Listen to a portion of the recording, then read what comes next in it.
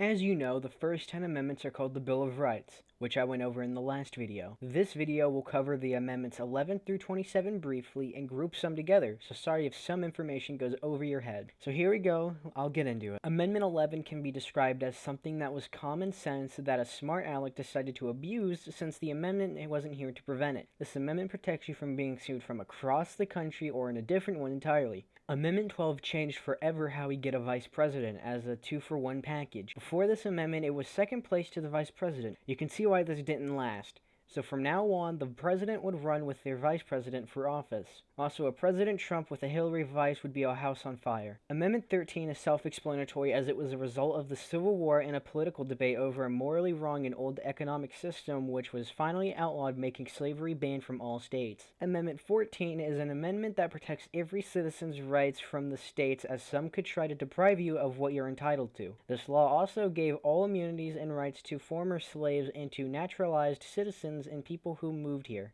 Amendment 15, 19, 23, and 26 are all voting-related rights, so I'll group them together. Basically, these amendments protect and grant the voters' rights to people regardless of skin color, gender, and grant voters' rights to people living within the capital, Washington, D.C., with the 26th Amendment granting voting rights to all of the above as long as you're over 18. Amendment 16 is a little confusing, but in simple terms, they have the right to levy income tax on whatever source it derives from. This amendment is what makes a large portion of the federal government's money, as they impose federal income taxes nationwide without regard to proportioning it per state or census, meaning they picked and choose what everyone gives up. Amendment 17 is an amendment that significantly changed how senators are elected. Beforehand, people could easily buy out a seat in the Senate, but after this amendment passed, it allowed people to vote for who's in that office directly. Before the system was added, it was a position that it was the state legislator's job that appointed senators instead. Amendment 18 and 21 can be put together for obvious reasons.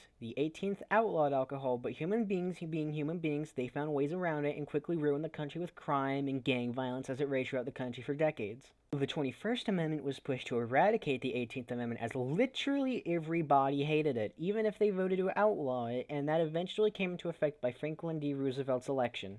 The 20th Amendment set a date for presidential inauguration, as before it took longer, but with this amendment it went from winning the election on November 8th to actually entering the office on January 20th. This amendment also pushed the inauguration of Congress members to the January 3rd. Now, Amendment 22, you might be wondering why I mentioned FDR 2 paragraphs ago.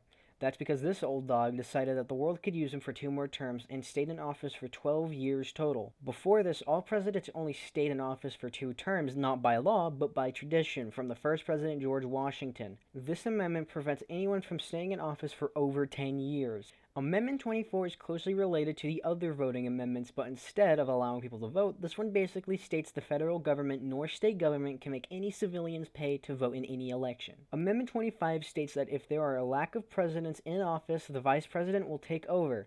Shockingly, being president doesn't make you immune to death or incapacitation, so someone has to fill in while you're down. The 27th Amendment is a smart one that I'm surprised even passed through Congress, but it basically prevents pay rises for Congress members by the current Congress in office. What does this mean? It means that if Congress wants to increase the pay congressional members get, then that pay rise doesn't occur until after they leave, meaning they can't up their own pay, only people who come after them's pay. That was a long journey through articles and amendments, but I appreciate your time. See you next time.